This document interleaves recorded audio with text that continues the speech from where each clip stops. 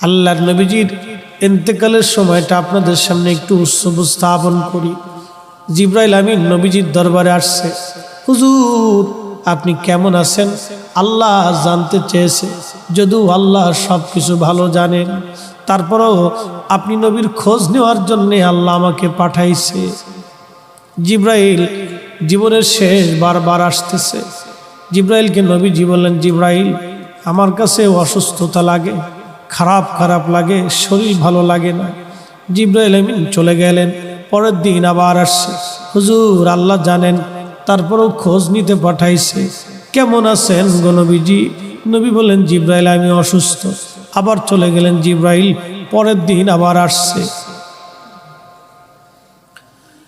আবার এসে খোঁজ নিয়ে বললেন, হুজুর আপনি কেমন আছেন? নবীজি বললেন, জিবরাইল অসুস্থ আমি। জিবরাইল আবার চলে গেলেন। চতুর্থ দিনের মাথায় জিবরাইল আসছে। একা আসে নাই রে, মালাকুল মউতকে সঙ্গে করে নিয়ে আসছে। আহা, আমাদের কাছে মালাকুল মউত আসবে, জিজ্ঞাসা করে আসবে না, কিন্তু নবীর দরবারে মালাকুল মউত আসছে। এসে নবীজিকে সালাম দিলেন, হুজুর অনুমতি দিলে ভিতরে আসব। নবীজি অনুমতি দিলেন।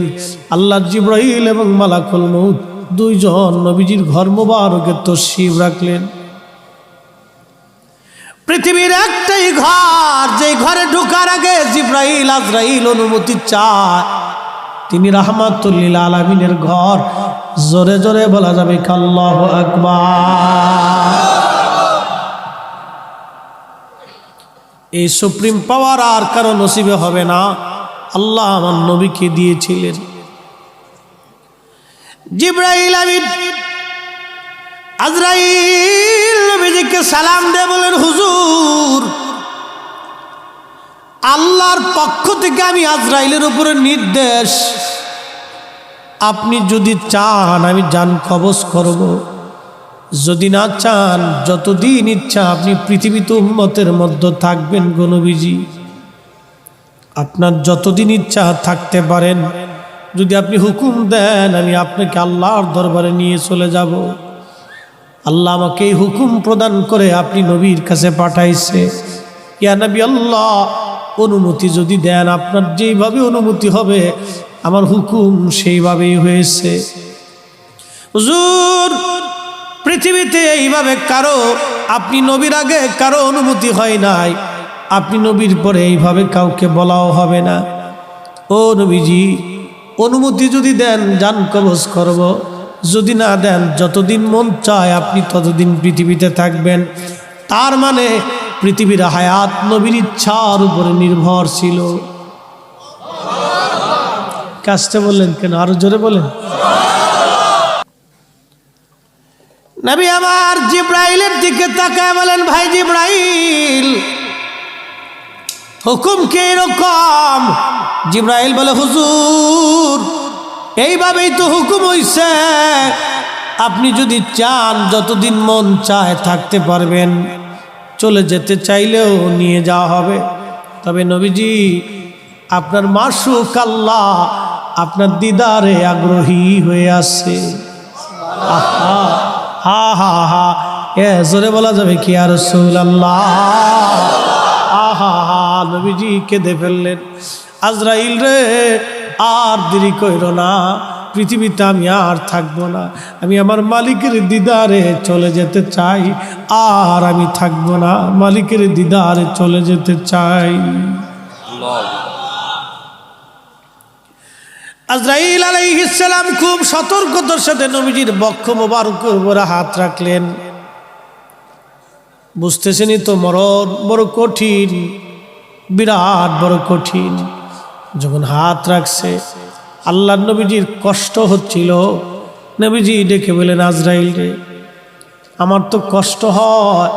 আজরাইল বলেন, হুজুর আল্লাহর পক্ষ থেকে আমার উপরে ফরমান, যদি আপনাকে কষ্ট দেয় আমি আজরাইলের জীবন বরবাদ হয়ে যাবে। নবী গো আপনাকে কষ্ট দেওয়া আমার জন্য হারাম। পৃথিবীতে আপনি নবীর মতো এত আশা নেই, জান কবজ আমি কোনোদিন কারো করি নাই, আপনি নবীর পরে আর এত আশা নেই কারো হবে না। নবী গো আল্লাহর ফরমান, সর্বোচ্চ সতর্কতায় আপনার জান কবজ করতেছি। হুজুর একটু ধৈর্যই তো ধরতেই হবে, কষ্ট হবে। নবীজি বললেন, আজরাইল রে, জান কবজ এত কঠিন, একটা অনুরোধ করি আজরাইল। বলেন, ইয়া নবী আল্লাহ, আমার উম্মত তো বড় গুনাহগার, আমার উম্মতের জান কবজের সময় আজরাইল আমার উম্মত রে তুমি কষ্ট দিও না। আরে উম্মতের দরদি নবী এই সময় আমাদেরকে ভুলে যান নাই। আমরা উম্মত হয়ে নবী ভুলে গেছি, আমরা উম্মত হয়ে নবী ভুলে গেছি, উম্মত হয়ে নবী ভুলে গেছি। এই সময় নবী আমাদেরকে ভুলে নাই, আমরা উম্মত হয়ে নবী ভুলছি। হায়রে কপাল পোড়া, উম্মত হয়ে নবী ভুলছি। বদনসিব, আমাদের বদনসিব, কপাল বড়ই মন্দ। কি হবে রে আমাদের এই কঠিন মেহশরে, কি হবে রে আমাদের কবরের জিন্দেগিতে, কি হবে রে কঠিন মৌতে। উপায় কি, উপায় কি, আমাদের উপায় কি? নবী ভুলে গেছি। আল্লাহর নবী কেঁদে ফেললেন, আজরাইল আমার উম্মতের জান কবজের সময় তুমি আমার উম্মতকে কষ্ট দিও না। আজরাইল বলেন, ইয়া নবী আল্লাহ, নবী গো, আপনার উম্মতের জন্য একটা সুসংবাদ আছে। যদি আপনার উম্মত নেককার হয়, আপনার উম্মত যদি আমলে সালে করে, ভালো আমল করে, হুজুর একটা মার কোলের মধ্যে বাচ্চা যেইভাবে দুগ্ধ পান করতে করতে ঘুমায়া ঘুমায়া পড়ে, একটা মায়ের কোলের মধ্যে একটা বাচ্চা দুগ্ধ পান করতে করতে যেইভাবে ঘুমায় পড়ে, নবী গো, আপনার উম্মত নেককার হলে তার মরণটা এরকম হবে, মায়ের কোলের মধ্যে ঘুমাইবে, টের পাইবে না। আহা, চিৎকার মেরে বলা যাবে কে মারহাবা।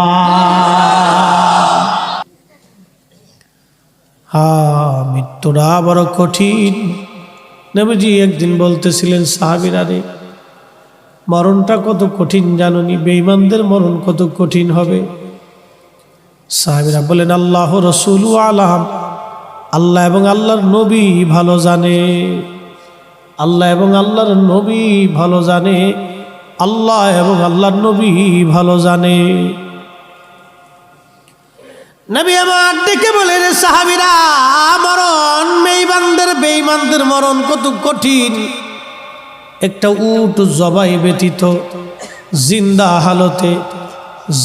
হালতে একটা উটের চামড়া সিলাইলে যেই রকম ব্যথা পায়, যন্ত্রণা পায়, কষ্ট পায়, ওইভাবে পুরা উটটার চামড়া সিলানোর পরে, চামড়া সিলে ফেলে দেওয়ার পরে একটা উটের যেই রকম যন্ত্রণা হয়, ওই উটের আবার চামড়া হবে, আবার তাকে সেলা হবে,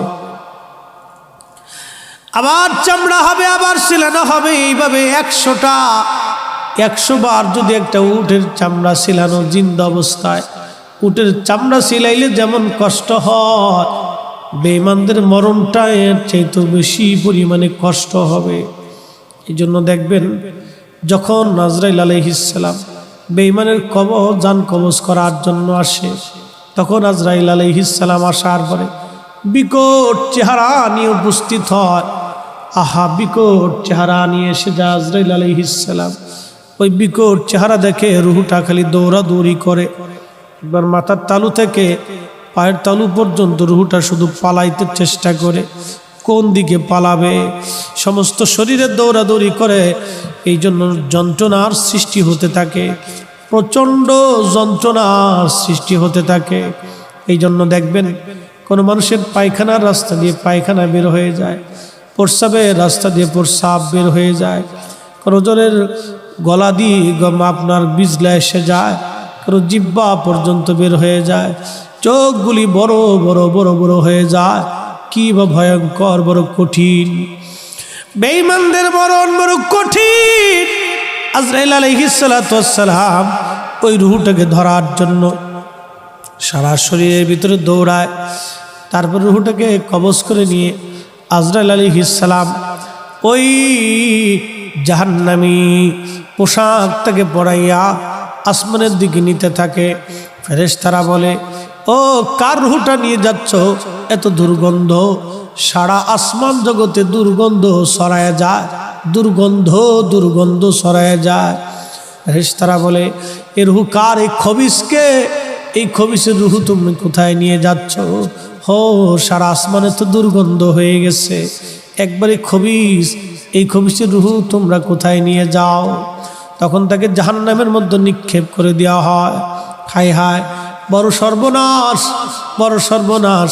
আমার কিছু যুবক ভাইরা অধিকাংশ সময় নাপাক হালতে থাকে, তারা অজু সারা থাকে, এমনকি প্রস্রাব পায়খানায় ঢিলা কুলুপ ব্যবহার করে না। আমি আমার যুবক ভাইদেরকে বলি, বন্ধু খুবই মনোযোগ দিয়ে শুনবেন, আপনি যে প্রস্রাব করার পরে ঢিলা কুলুপ পানি ব্যবহার করলেন না, ওই অবস্থায় যদি আপনার মরণ হয়, কখন মরণ আসবে আমরা তো কেউ বলতে পারি না। ওই সময় যদি আপনার মরণ হয়ে যায়, বন্ধুরে উপায় কি? উপায় কি? উপায় কি? আপনার উপায় কি হবে? এই কঠিন সময় আপনি নাপাক হয়ে গেলেন, আর এই সময় তো রহমতের ফেরেশতা আপনার কাছে আসবে না। বড় কঠিন, বড় কঠিন। এই জন্য অনুরোধ করব, প্রস্রাব পায়খানা করার পরে অবশ্যই ঢিলা কুলুপ ব্যবহার করবেন। বিশেষ করে পেশাব করার পরে আপনারা ঢিলা কুলুপ ব্যবহার করবেন, পানি ব্যবহার করবেন, পবিত্রতা অর্জন করে ওযু হালতে থাকার চেষ্টা করবেন। আল্লাহর নবী বলেন, ও আমার উম্মতেরা রে, তোমরা শোনো, আল্লাহর হযরতে বেলাল রাদিয়াল্লাহু আনহু মেরাজের রাতে নবীজি দেখলেন বেলাল সামনে সামনে জান্নাতে আগে আগে। জিজ্ঞেস করলেন, বেলাল তুমি কি আমল করো? মেরাজের রাতে তোমাকে জান্নাতের মধ্যে আগে আগে দেখলাম। বেলাল বলে, ইয়া নবী আল্লাহ, ওযু চলে যাওয়ার পরে আমি আবার ওযু করি, ওযু করার পরে আমি 2 রাকাত নামাজ পড়ি। ওযু চলে যাওয়ার পরে আমি ওযু করি, ওযু করার পরে আমি 2 রাকাত নামাজ পড়ি, আমার ওযু চলে গেলে আবার ওযু করি। নবী গো, এই আমল করার কারণে আল্লাহ পাক আমাকে এই মর্যাদা দিয়েছেন। একবার জোরে বলা যাবে কি সুবহানাল্লাহ? কষ্ট হচ্ছে? জান্নাতীদের মরণ কিভাবে হবে? জাহান্নামীদের মরণটা তো এরকম, জান্নাতীদের মরণ কিভাবে হবে? আল্লাহর বুজুর্গ বান্দার কাছে আজরাইল আলাইহিস সালাম আসবে, ইয়া আইয়্যুতুহান নাফসুল মুতমাইন্নাহ তুরজিই ইলা রাব্বিকি রাদিয়াতাম মারদিয়া ফাদখুলি ফি ইবাদি ওয়াদখুলি জান্নাতি। জোরে বলা যাবে কি মারহাবা? আল্লাহর নবী বলেন, ও আমার উম্মতরা শোনো, জিবরাইল আজরাইল এসে ডাক দিবে, ইয়া আইয়্যুতুহান নাফসুল মুতমাইন্নাহ, হে সন্তুষ্ট আত্মা, হে প্রশান্ত আত্মা, আল্লাহওয়ালা আত্মা, নবীর পাগল আত্মা, বের হয়ে আসো। তুমি বের হয়ে আসো, আল্লাহর সন্তুষ্টির দিকে তুমি চলতে থাকো। তখন এই রূহ দৌড়াবে না, ভয় পাবে না। আজরাইল বলেন, হুজুর, মায়ের কোলের মধ্যে সন্তান যেমন ঘুমায়, ওই সময় আল্লাহওয়ালা বান্দাদের মৃত্যুটা এরকম হয়ে যাবে। আটার দলার ভিতর থেকে যেমন চুল বের করে নিয়ে আসলে আটার দলায় বুঝতে পারে না চুল বের হয়ে যাচ্ছে, ঠিক ওই রকম ইমানদারদের দেহ থেকে রুহু বের হয়ে যাবে। সে ঘুমায়ে পড়বে, বুঝতেই পারবে না রুহু বের হয়ে যা। জোরে বলা যাবে কি মারহাবা? ওই রুহুটা নিয়ে আজরাইল আলাইহিস সালাম জান্নাতি পোশাক পরাবে, সারা আসমানে সুঘ্রাণ ছড়িয়ে যাবে। ফেরেশতারা বলবে, হে নেককারের রুহু, কোথায় নিয়ে যাচ্ছ? এ কার রুহু? এতই বা চমৎকার আল্লাহওয়ালা সুঘ্রাণে তাম আসমান ছড়িয়ে পড়েছে। আল্লাহর সন্তুষ্টির দিকে তাকে নিয়ে চলে যাও, জান্নাতের মধ্যে তাকে নিয়ে চলে যাও। আল্লাহ বলতেছেন, আমার বান্দা, ওয়াল্লাযীনা আমানু ওয়া আমিলুস সালিহাতি ফি রাউযাতিল জান্নাহ। একবার জোরে বলা যাবে কি মারহাবা? এই যে তার কবরটাকে আল্লাহ জান্নাতের বাগান বানায় দিবে। ওই ইমানদারের কবর আল্লাহ বলেন ওয়াল্লাযীনা আমানু, যারা ঈমান আনছে, ওয়া আমিলুস সালিহাত, নেক আমল করেছে, আল্লাহ বলেন ফি রাউজাতিল জান্নাহ, তার কবরটাকে আমি আল্লাহ জান্নাতের বাগান বানায় দেব। আল্লাহ নবী বলেন ইন্নামাল কবরু রাউজাতুম মিন রিয়াজিল জান্নাহ, নিশ্চয় কারো কবর জান্নাতের টুকরা আর একটা টুকরা হয়ে যাবে। আও হুফরাতুন হুফারুম মিন নার, কারো কবর জাহান্নামের টুকরা হয়ে যাবে। এই ব্যাধিতে আব্দুল্লাহ ইবনে উবাই জাহান্নামে চলে গেছে। এই ব্যাধিতে আব্দুল্লাহ ইবনে উবাই জাহান্নামে চলে গেল। এই ব্যাধিতে আব্দুল্লাহ ইবনে যুলখুলাইসা জাহান্নামে চলে গেল। এই ব্যাধিতে ইয়াজিদও জাহান্নামে চলে গেল। ইয়াজিদের সাঙ্গ পাঙ্গরাও জাহান্নামে চলে গেল। এই ব্যাধিতে খারিজি রাফিজিরাও জাহান্নামে চলে গেল। কথা বলেন ঠিক না বেঠে? ব্যাধি তো ব্যাধি না, এটা মারাত্মক ব্যাধি, মারাত্মক ব্যাধি, কঠিন খারাপ ব্যাধি। আপনি নামাজ পড়েন, এটা একটা ব্যাধি। এই ব্যাধি আপনি ওষুধ খেলে সেরে যাবে। ওষুধ বুঝেন, ইস্তিগফার করছেন, তওবা করছেন, আল্লাহ ভুল হয়ে গেছে, আপনি আমারে মাফ করে দেন। রব্বানা যালামনা আনফুসানা, আল্লাহ আমার ভুল হয়েছে, আপনি আমারে মাফ করে দেন। আল্লাহ আমার ভুল হয়েছে, আপনি আমারে মাফ করে দেন। আল্লাহ বলেন কুল, হুজুর আপনি বলেন ইয়া ইবাদিয়াল্লাযীনা আসরাফু আলা আনফুসিহিম, আমার বান্দারা যারা নফসের সাথে জুলুম করছে, গুনাহ করে ফেলছে, আমার বান্দাদেরকে বলে দেন লা তাকনাতু মির রাহমাতিল্লাহ, আমি আল্লাহর রহমত থেকে যেন তারা নিরাশ হয় না। ওয়ালা ইয়াগফিরুয যুনুবা জামিআ, আমি আল্লাহ তাদের জীবনের সমস্ত গুনাহগুলি মাফ করে দেব। চিৎকার মেরে বলেন না আল্লাহু আকবার। নামাজ না পড়ে একটা ব্যাধি, রোজা না রাখা একটা ব্যাধি। এই ব্যাধি ওষুধ খেলে সেরে যাবে, কিন্তু ক্যান্সারও একটা ব্যাধি, ক্যান্সারও একটা ব্যাধি। এই ব্যাধি ওষুধ খেলে ব্যাধি সারে না। নবীর সাথে দুশ্মনী বেয়াদবি করা একটা ব্যাধি, নামাজ না পড়া একটা ব্যাধি, রোজা না রাখা একটা ব্যাধি, কিন্তু আমার নবীর সাথে বেয়াদবি করা একটা ব্যাধি। বাজার নামাজ পড়েন নাই, তওবা করছেন, মাফ হয়ে যাবে। আমার নবীর দরবারে বেয়াদবি হয়েছে, তওবা হইলেও মাফ হবে। জোরে বলেন, আরো জোরে। কোন ঔষধ কথা কন না কেন, কোন ঔষধ ঔষধ ঔষধ নাই।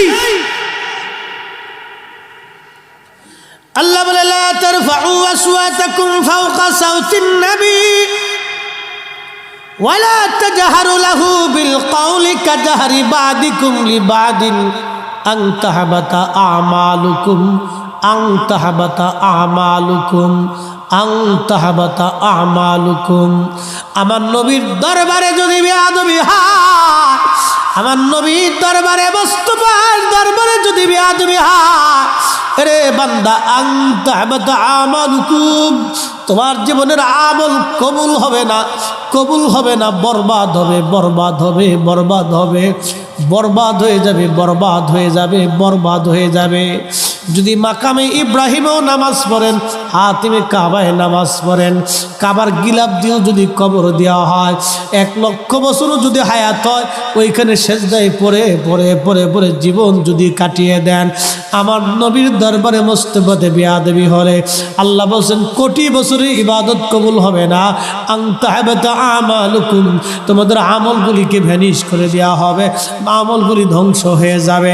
এই জন্য দরবারে মুস্তাফাতে যারা বেয়াদবি করে, ওরাই হলো অরিজিনাল বেদাতি, বেদাতি, বেদাতি। কথা বলেন ঠিক কিনা? চলে যেহেতু যাওয়াই লাগবে, নবীজির পক্ষেই থেকে যাইতে হবে। আহা, মরণ বড় কঠিন, কবর বড় ভয়াবহ জায়গা। নবীজি বলতেছিলেন আয়েশারে, তুমি কি জানো মানুষের জীবনের কঠিন সময় কখন হবে? আম্মা জান আয়েশা বলেন আল্লাহু রাসূলুহু আলাম, আল্লাহ এবং আল্লাহর নবী ভালো জানে। নবী আমার ডেকে বলে আয়েশা রে, মানুষের জীবনের কঠিন সময় হলো তখন যখন তার মরণ হবে।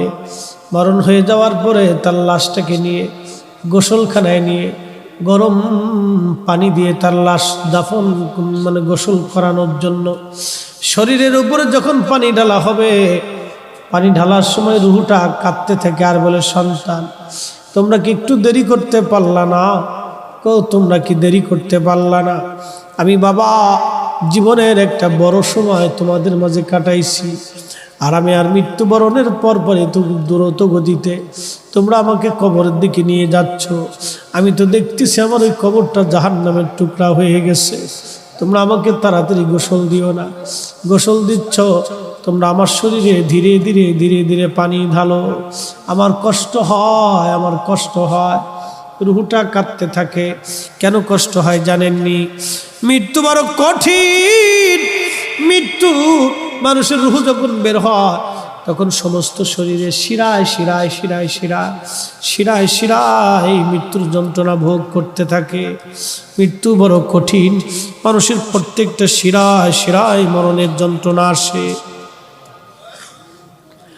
আল্লাহ নবী ডেকে বলে, আয়েশা রে, যখন ওই রুহুটা কাঁদতে থাকে কিন্তু দুনিয়ার কোনো মানুষ এবং জিন তার কান্না শোনে না, অন্যান্য মাখলুকগুলি তার কান্না শুনতে থাকে, শুধু মানুষ এবং জিন তার কান্না শুনতে পায় না। যখন তাকে খাটিয়ার ভিতরে করে কাঁধে করে মানুষ কবরের দিকে নিয়ে যায় তখন ওই মৃতদেহ কাঁদতে থাকে। রুহু কাঁদে আর বলে, সন্তান রে, দেরি করতে পারলা না। আমি জীবনে কত বছর তোমাদেরকে আগলায় রাখছি। আমার কোলে না ঘুমাইলে তুমি ঘুমাও নাই, আমাকে না দেখলে তোমার ভালো লাগে নাই। আমি বাবা রোদ বৃষ্টি ঝড় তোমার উপেক্ষা করে, আমি মা আমার জীবনের কত সুখ আহ্লাদকে উপেক্ষা করে আমি তোমার জন্য বাড়িঘর বানায় আসছি। সন্তান রে, এই বাড়িতে একটু রাখার সুযোগ আমার হলো না। আমাকে এই বাড়িতে তোমরা রাখতে চাইলে না, খুব দ্রুত গতিতে আমাকে কবরের দিকে নিয়ে যাচ্ছ। ও সন্তান, একটু কি দেরি করা যায় না? আমার কবরটা তো বড় ভয়াবহ হয়ে রয়েছে। সাপ বিচ্ছু রাস্তাখানা রয়েছে, জাহান্নামের টুকরা হয়ে গেছে। সন্তান রে, অপেক্ষা করো, ধীরে ধীরে আমাকে নাও। আল্লাহর নবী বলেন, ওই সময় রুহুটা চিৎকার মেরে মেরে কাঁদতে থাকে, কিন্তু সন্তানরা দুনিয়ার মানুষ এবং জিন তার কান্না শোনে না। এই সিচুয়েশন আমাদের পূর্ববর্তী সবার হয়েছে, আমাদেরও হয়তো হবে। আরে কত ভয়াবহ! আল্লাহর নবী বলেন, আয়েশা রে, তারপরে জানো মানুষের জন্য কঠিন সময় কখন? আল্লাহর নবী বলেন, আয়েশা শোনো, যখন কবরে নামানোর জন্য দুইজন লোক কবরে নামে তখন ওই রুহুটা কাঁদে আর বলে, হয়তো এই দুইজন আমার সঙ্গী হয়ে কবরে যাবে। যখন দুইজন তাকে কবরের লাশটাকে কবরের মধ্যে নামায় দুইজন উঠতে থাকে, কবরের উপরে উঠে চলে আসে, তখন ওই রুহুটা আরও কাঁদতে থাকে। আরে ভাবছিলাম এই দুইজন তারা আমার সঙ্গে যাবে, কিন্তু এরাও চলে যাচ্ছে। যখন বাঁশ দেওয়া হয়, মাটি দেওয়া হয়, তখন রুহুটা কাঁদতে থাকে আর বলে, সন্তান ফিরে চলে যায় না, আমার এই ঘরটা বড় ভয়াবহ হয়ে গেছে। সন্তান রে, সারা জীবন একটা ঘরের মধ্যে আমরা কাটাইলাম, এত তাড়াতাড়ি তোমরা আমাকে জুদা করে দিলা, এত তাড়াতাড়ি আমাকে কবরের ঘরে পাঠাই দিলা। ওই কবর দেখে বান্দা এইভাবে কাঁদতে থাকে, খুবই কান্না করতে থাকে। আল্লাহ নবীজি ডেকে বলে, মানব এবং জিন ব্যতীত সৃষ্টি সব তার কান্না শুনতে থাকে, কিন্তু কেউ বলতে পারে না। আয় হায়, কি সর্বনাশ! যখন বান্দার কবরস্থ করে সব মানুষ চলে আসে, তখন ফেরেশতারা এসে ওই মৃত্যু ব্যক্তির রুহু, দেহের ভিতরে রুহুটা আবার ফিরিয়ে দিয়ে ওই মৃত্যু ব্যক্তিকে কবরের ভিতরে বসায়া মুনকার নেকির দুইজন ফেরেশতা থেকে প্রশ্ন করে, মার রাব্বুকা, তুমি বলো তোমার রবকে, ওমা দিনুকা, বলো তোমার দিন কি, মা কুনতা তাকুলু ফি হাক্কি হাযার রাজুল, আমার নবীকে সেই দিন দেখায় বলা হবে, বলো এই লোকটা সম্পর্কে তুমি কি বলতে, তোমার আকীদা কি ছিল তুমি বলো। এই নবী সম্পর্কে তুমি কি জানতে, তুমি কি বলতে, তুমি বলো, তুমি কি বলতে, তুমি বলো। আল্লাহর নবী বললেন, যদি ঈমানদার হয় তাহলে সে উত্তর দিবে, আর যদি মুনাফিক ও বেঈমান হয় তখন সে শুধু বলবে লা আদরি লা আদরি লা আদরি, আমি কিছুই তো জানি না, আমি কিছুই বলতে পারি না, আমার জবানে কোনো কথা আসে না, আমি কিছুই উত্তর পারি না। তখন বলতে থাকবে, আল্লাহ বলবে, ফেরেশতারা আমার এই বান্দার কবরটাকে হুফরাতুম মিন হুফারিন নার, একবারে জাহান্নামের টুকরা বানায় দাও, জাহান্নামের টুকরা বানায় দাও, জাহান্নামের টুকরা বানায় দাও। আর যদি নেককার হয় তখন ওই বান্দা বলে, মার রব্বুকা, তোমার রবকে? বলে রব্বি আল্লাহ, আমার রব হলো আমার আল্লাহ। আমার দিনুকা, তোমার দিন কি? বলে ইসলাম। মা কুনতা তাকুলু ফি হাক্কি হাদার রাজুল, এই লোক সম্পর্কে তুমি কি বলতে, তোমার কি আকীদা ছিল তুমি বলো, তোমার কি বিশ্বাস ছিল তুমি বলো। হাজার রাজুল নবিউনা মুহাম্মদুর রাসূলুল্লাহ সাল্লাল্লাহু আলাইহি ওয়াসাল্লাম, তখন এই লোকটা উত্তর প্রদান করে দিবে, আল্লাহর পক্ষ থেকে তার জবাব এসে যাবে। একবার জোরে বলা যাবে কি সুবহানাল্লাহ। এখন প্রশ্ন করি, বুঝলে ওয়াজ তো শুনছেন অনেক সময়, সারা জীবন ওয়াজ শুনবেন। আচ্ছা আপনারা বলেন, এই মাহফিল থেকে বাড়ি যাওয়ার মতো সুযোগ আমাদের আছে? হ্যাঁ, কেউ কি গ্যারান্টি দিতে পারবো? 100% গ্যারান্টি জীবনে কারো হবে না। এখান থেকে উঠে বাড়ি চলে যাব, নিঃশ্বাস গ্রহণ করেছি ছেড়ে দিব, এমন কি কোনো গ্যারান্টি আছে? নিঃশ্বাস ছেড়েছি আবার টেনে নিব, এমন কোনো গ্যারান্টি নাই। আল্লাহ বলেন, বলে ইউআখিরুল্লাহু নাফসান ইযা জাআ আজালুহা।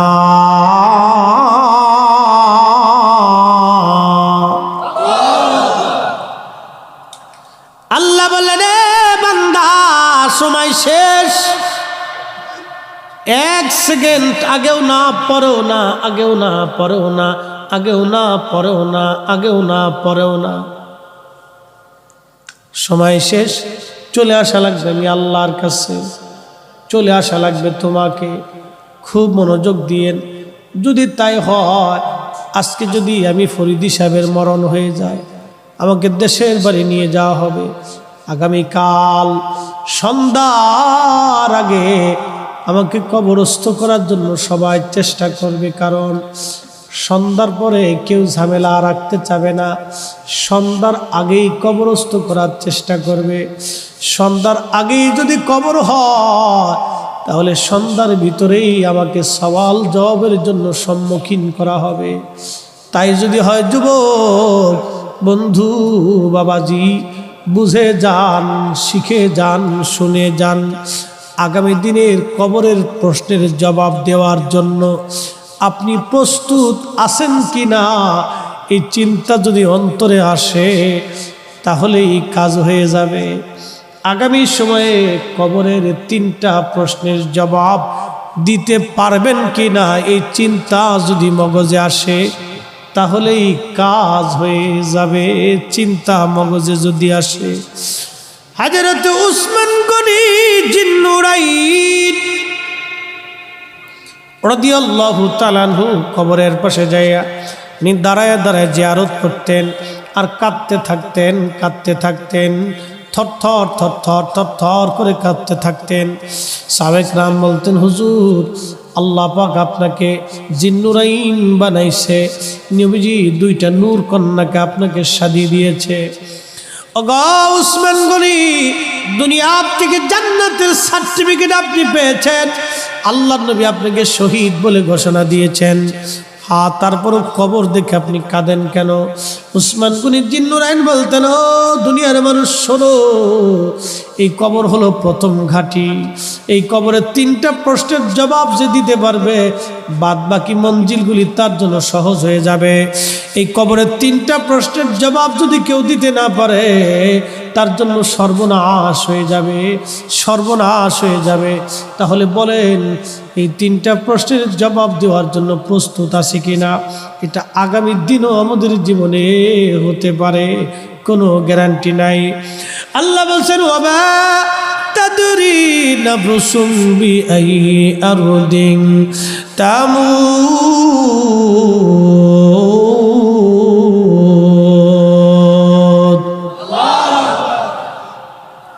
বান্দা কখন কোন জায়গা কোন হালতে মারা যাবে, বান্দা কখন কোন হালতে কোন জায়গা মারা যাবে, আল্লাহ ছাড়া কেউ জানে না, আল্লাহ ছাড়া কেউ জানে না।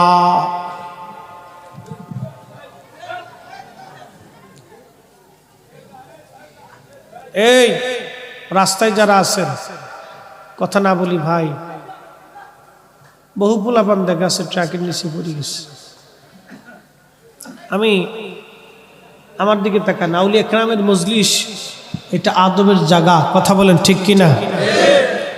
এই ওয়াজ ঘুরে গেল, এখন ওয়াজ ঘুরে গেল। যশোরে গেছিলাম, চৌগাছা এক মাহফিলে। একটা ছেলে আমার মাহফিলে বসে সানগ্লাস মুখে দো, সানগ্লাস মুখে দো।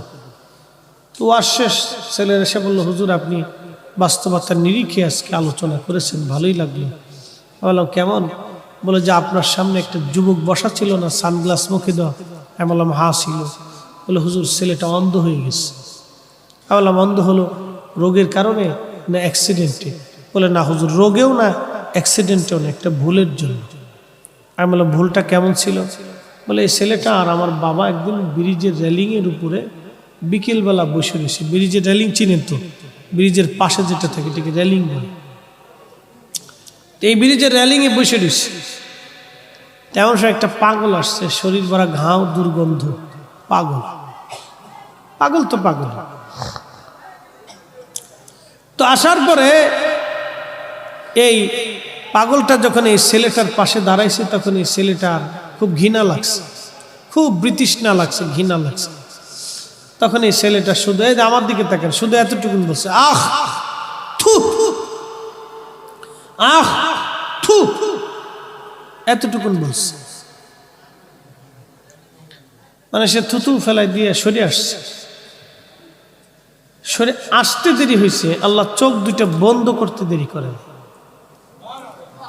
ছেলেটা আমার হাতটা ধরে বলল, হুজুর আমি তো বাংলাদেশের বড় ডাক্তারও দেখাইছি, ইন্ডিয়ার ডাক্তারও দেখাইছি। ডাক্তার বলে আমার চোখে কোনো রোগ নাই, কিন্তু আমি তো চোখে দেখি না। হুজুর আপনি একটু দোয়া করেন আল্লাহ যাতে আমার চোখটা ফিরাই দেয়। ঠিক এইভাবে হাতটা ধরে আমাকে বলতেছে। আমি বললাম ভাইরে, তুমি চোখে দেখো না, এটাও সত্য। ডাক্তার বলে তোমার চোখে রোগ নেই, এটাও সত্য। তোমাকে যেই মালিক তোমার চোখ বন্ধ করে দিয়েছে, এই মালিক চোখ ফিরানো ছাড়া পৃথিবীর কেউ তোমার চোখ ফিরিয়ে দিতে পারবে না। দেখেন বেয়াদবির ফসল কি। সব জায়গায় ফাজলিমি চলে না। আউলিয়া কেরামের মজলিসে এখানে ফাজলিমি চলে না। আপনি জানেন না আল্লাহর কোন অলিকে আল্লাহ এত পরিমাণে ভালোবাসেন, তার জীবনের কোন আমল, কোন কাজ আল্লাহর কাছে বেশি পছন্দ হয়েছে আপনি বুঝতেই পারবেন না। আপনি জানবেনই না আল্লাহ কাকে পছন্দ করে, কখন কোন হালতে পছন্দ করে, এটা আপনি বলতেই পারবেন না। আল্লাহ ক্ষমা করে দিক সবাইকে, আমিন। সবাই জোরে বলেন না আমিন। আপনি বলতেই পারবেন না। তা আমি তাকে একটা পরামর্শ দিয়ে বললাম, ভাই তুমি চোখে দেখো না, এটাও সত্য। তোমার চোখে রোগ নেই, এটাও সত্য। তবে তোমাকে একটা পরামর্শ দিই বন্ধু। বললো হুজুর বলেন। আমি বললাম তুমি তো অন্ধ হয়ে গেছো, চোখে দেখোই না, তো তাহাজ্জুদের সময় তুমি উঠবা। তাহাজ্জুদের সময় উঠে তুমি সেজদার মধ্যে পড়ে কাঁদতে থাকবা।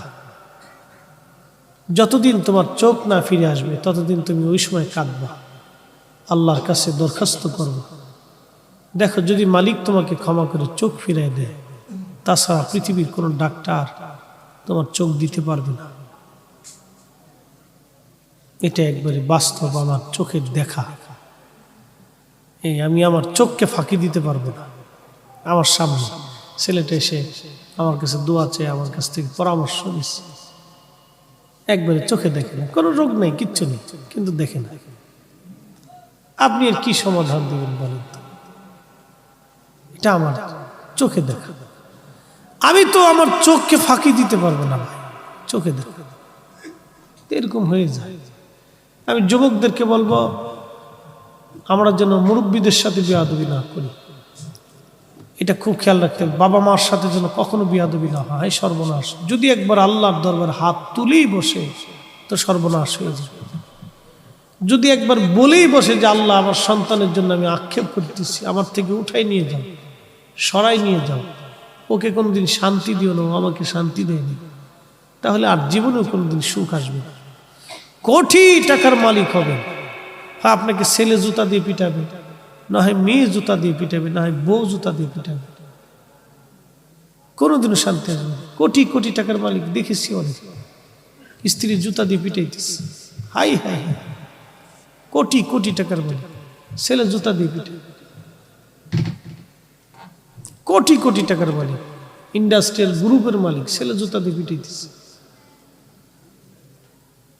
কি বলবেন? এ জীবনে এই কোটি টাকার মালিক হয়ে লাভ কি বলেন তো? হ্যাঁ, কি ফায়দা আছে জীবনে বলেন? এই জন্য আপনাদেরকে অনুরোধ করব, এমন কিছু আমল আছে যেগুলি আমাদের করাটা খুবই জরুরি। তার ভিতরে একটা আমলের নাম হলো আদব। একটা আমলের নাম কি? জনে বলেন আদব। এই আদবটা আমাদের জন্য জরুরি। পুরান ঢাকার মানুষের একটা গুণ কি জানেন? এরা মুরব্বীদেরকে খুব সম্মান করে। চাচা, দাদা, মুরব্বী সামনে এলে, ছেলে খুব দুষ্ট কিন্তু মুরব্বী সামনে এলে আর কথা কইব না, চাচা এসে চাচা। এরা মুরব্বীদেরকে খুব সম্মান করে। তো মুরব্বীদের প্রতি আমাদের সম্মান বোধ যতদিন থাকবে, সমাজ ততদিন সুন্দর থাকবে, আমাদের যুবকরা ততদিন রাস্তা খুঁজে পাবে। আর যদি যুবকরা মুরব্বীদেরকে সম্মান দিতে না জানে, ছেড়ে দেয়, তাহলে যুবকদের ভবিষ্যৎ নষ্ট হবে। তাই জন্য আপনাদের বাচ্চাদেরকে আপনারা সবসময় এই আদব লেহাজের ভিতরে, আদবের ভিতরে আপনারা রাখার চেষ্টা করবেন। আদব খুব দামি জিনিস, এটা খুব দামি জিনিস।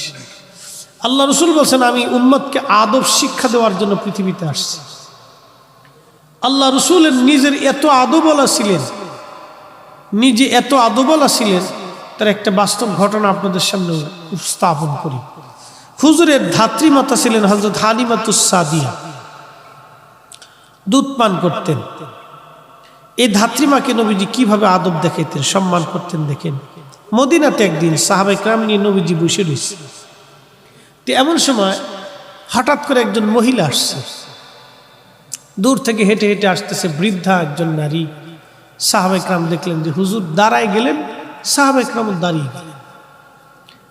আল্লাহর নবীজি তার গা মোবারকের উপরে চাদর ছিল, এই চাদর আল্লাহর নবীর সামনে বিছাই দিলেন, নবী নিজে বিছাইলেন, চাদর বিছাই দিলেন। মহিলা যত কাছে আছে, আল্লাহর নবী দাঁড়িয়ে রয়েছেন, চাদর বিছাই দিলেন। মহিলা আসছে, চাদরের উপরে দাঁড়াইছে, চাদরের উপরে বসছে, সাহাবায়ে কেরাম সরে গেলেন।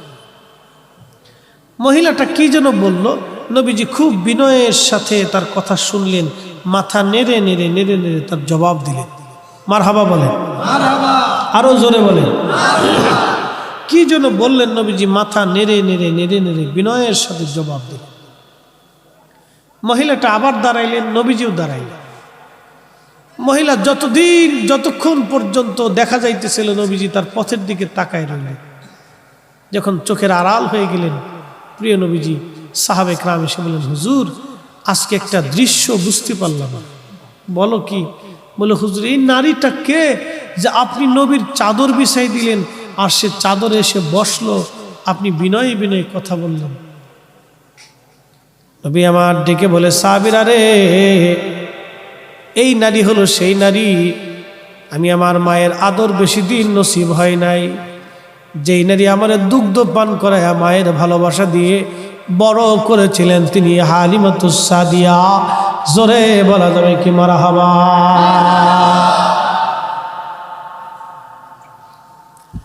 বলে আমার ধাত্রী মা এসেছিল আমার কাছে বিশেষ প্রয়োজনে,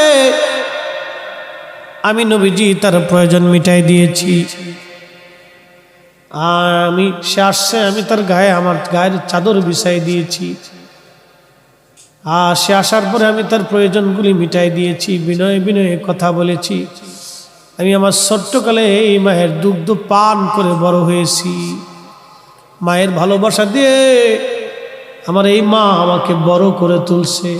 যুবক, নবী থেকে শিখে যাও, নবী থেকে শিখে যাও, নবী থেকে শিখে যাও। ওয়াসাল কারণীর মা ছিল অন্ধ, অন্ধ, চোখে দেখতো না মা।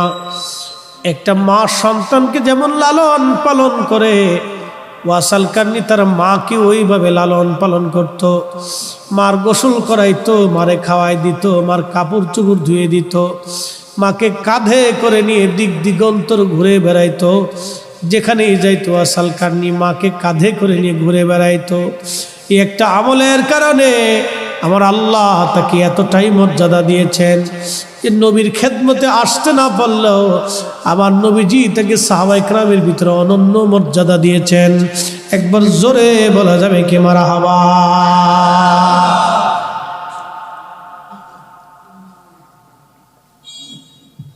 অতএব কেউ যদি তার বাবা মাকে এইভাবে সম্মান করে, কেউ যদি তার বাবা মাকে সন্তানের মতো লালন করে, আবার বলি আমাদেরকে যেমন বাবা মা লালন করছে ছোট্টকালে, আমরা বাবা আমাদেরকে হাতে হাতে ধরে হাঁটায় হাঁটায় শিখাইছে, শিখাইছে না ভাই? শিখাইছে। রাস্তায় হাঁটা ধরা শিখাইছে। আমরা জিজ্ঞেস করছি বাবা এটা কি, ওটা কি, সেটা কি, ঘাড়ে করে কাঁধে করে নিয়ে ঘুরিয়ে বেরিয়েছে। আপনি আপনার বাবা মাকে ওইভাবে বৃদ্ধকালে লালন পালন করবেন, যদি করতে পারেন তো কামিয়াব। তিনটা জিনিস দুনিয়ার মধ্যে পাবেন, একটা নিয়ামত, একটা হায়াত, আর একটা দৌলত, আর একটা ইজ্জত। একটা পাবেন হায়াত, আর একটা পাবেন দৌলত, আর একটা ইজ্জত। তিনটা জিনিস কোনোদিন নষ্ট হবে না। হায়াত পাবেন, দৌলত পাবেন, ইজ্জত পাবেন। অর্থাৎ হায়াতের কমতি হবে না, লম্বা হায়াত পাবেন। সম্পদের কোনোদিন অভাব হবে না। 3 নম্বর, ইজ্জতের ঘাটতি কোনোদিন হবে না। যদি পিতামাতার খেদমত দুনিয়া থেকে, বাবা মা যেমন সন্তানরে ভালোবাসে, আদর করে, যত্ন করে, সন্তান হয়ে পিতামাতাকে যদি ওইভাবে যত্ন নিতে পারেন, বাবা মার সন্তানের যত্ন যেরকম নেয়, সন্তান যদি ওই রকম বাবা মার যত্ন নেয়, তাহলে দুনিয়ার ভিতরে সন্তানই তিনটা জিনিস পাবে। একটা বহু সম্পদের মালিক হবে, আর একটা বহু ইজ্জতের মালিক হবে, আর একটা বহু হায়াতের মালিক হবে। বহু হায়াতের মালিক হবে। আমার জীবনে একটু সুযোগ হয়েছে, বেশি হয়নি। আমি ক্লাস 10 পর্যন্ত, দাখিল পর্যন্ত সুযোগ পাইছি মার খেদমতে। কাপড় চোপড় ধোয়া থেকে শুরু করে, থালা বাসন মাজা থেকে শুরু করে, রান্না পর্যন্ত মার করে দিতাম। বুঝতে পারছেন? মানুষ আমার কইতো আমি তার একটা মেয়ে। থালা বাসন ধোয়া থেকে শুরু করে রান্না বান্না, সব রান্না বান্না আমি পারতাম। অবশ্য ভুলে গেছি, মনে নাই। সব রান্না পারতাম, কোনো রান্না বাদ ছিল না। রান্না বান্না খুব পারতাম আমি। মার রান্না বান্না থেকে শুরু করে, কাপড় চোপড় ধোয়া থেকে শুরু করে, থালা বাসন মাজা থেকে শুরু করে সব করে দিতাম। এটা আমার একটা সময় আমি মার খেদমতের সুযোগ পাইছি, আল্লাহ আমার নসিব করছে। হয়তো সেই দোয়া আমার জীবনে কবুল হয়েছে, তো মার খেদমতের দোয়াটা মঞ্জুর হয়েছে। এরপরে আলিমে ভর্তি হওয়ার পরে আর সুযোগ হয়নি, নসিব হয়নি, তেমন একটা সুযোগ হয়নি, হালকা সুযোগ হয়েছে। তো এই জন্য আপনাদেরকে অনুরোধ করব, যদি এই কয়েকটা নিয়ামত আপনারা চান, তাহলে এই কাজগুলি করতে হবে। ভাই, পৃথিবী থেকে আমরা কবরে চলে যাব, এটা দেমাগের জায়গা না। পৃথিবীটা তাকাব্বুরির জায়গা না, অহংকারের জায়গা না। আল্লাহর দেওয়া নির্দিষ্ট একটা সময়ের জন্য আমরা এখানে আসছি, কিছু ভালো কাজ করার জন্য, কিছু ভালো কাজ করার জন্য আমরা এখানে আসছি। জিন্দেগি তোর যাইরে ফাঁকি দিয়ার সোনার ব্যবসা বাণিজ্য খুবই ভালো হলো, বেচা কেনাও খুব সুন্দর হলো। কিন্তু একদিন রাজ দরবারের সামনে ঘটলো এক আশ্চর্য ঘটনা। একটা অনুষ্ঠানের মতো সাজানো হয়েছে, বন্ধুকে নিয়ে উনি দেখতে গেলেন। যা দেখলেন একটা তাবু সুন্দর করে স্বর্ণ খচিত, খুবই চমৎকার একটা তাবু গাড়া হলো। এই তাবুর ভিতরে একটা লাশ নিয়ে আসা হলো, খুব সুন্দর খাটিয়ায় করে একটা লাশ আনা হলো। এই লাশটা তাবুর ভিতরে ঢুকিয়ে দেওয়া হলো।